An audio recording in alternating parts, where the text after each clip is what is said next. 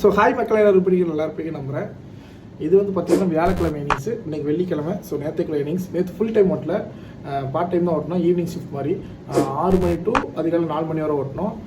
கிட்டத்தட்ட ஒரு 9 மணி நேரம் 35 நிமிஷம் ஓட்டியிருக்கோம். எவ்வளோ அமௌண்ட் வந்துச்சுன்னா இன்சென்டிவ் சேர்க்காம 1071 ரூபா வந்துச்சு. இன்சென்டிவ் வந்து பார்த்தீங்கன்னா 2 இன்சென்டிவ், ஒன்று ஸ்பெஷலு, இன்னொன்று பார்ட் டைமு. ஸ்பெஷல் வந்து பார்த்தீங்கன்னா நைட்டு 10 to 3 மணிக்குள்ளே 15 ஆர்டர் பார்த்தா எக்ஸ்ட்ரா 300 ரூபா கொடுப்பாங்க. பார்ட் டைம் வந்து பார்த்தீங்கன்னா 15 ஆர்டர் கம்ப்ளீட் பண்ணோம்னா 235 ரூபா கொடுப்பாங்க. நம்ம ரெண்டுமே கம்ப்ளீட் பண்ணிட்டோம். ஸோ இதெல்லாம் கூட்டி கழிச்சு பாக்கியில் நம்ம கையில் எவ்வளோ இருக்குன்னு பார்த்தீங்கன்னா 1606 ரூபா இருக்குது. இதில் கழிக்க வேண்டியதெல்லாம் இருக்குல்ல, சாப்பாடுக்கு வந்து 110 ரூபா செலவு பண்ணியிருக்கோம், பெட்ரோலுக்கு வந்து 400 ரூபா செலவு பண்ணியிருக்கோம். இதெல்லாம் கூட்டி கழிச்சு பாக்கியில் நம்மளோட ப்ராஃபிட் வந்து 1096 ரூபா இருக்குது.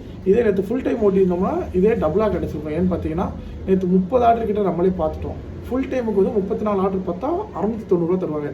காலையில் ஒரு 4 ஆர்டர் ஓட்டியிருந்தோம்னா இப்போ எக்ஸ்ட்ரா ஒரு 400 ரூபா கிடச்சிருக்கும். அந்த 4 ஆர்டருக்கு ஒரு 50 ரூபா போட்டு 200 ரூபா போட்டாலுமே நல்ல அமௌண்ட் வந்துருக்கும். ஸோ ஓகே, பார்த்துக்கலாம். அண்ட் இன்ஸ்டாவில் பார்த்தீங்கன்னா ஒரே ஒரு ஃபாலோ பண்ணிக்கோங்க. அண்ட் யூடியூப்பில் பார்த்தீங்கன்னா ஒரே ஒரு சப்ஸ்கிரைப் பண்ணிக்கோங்க.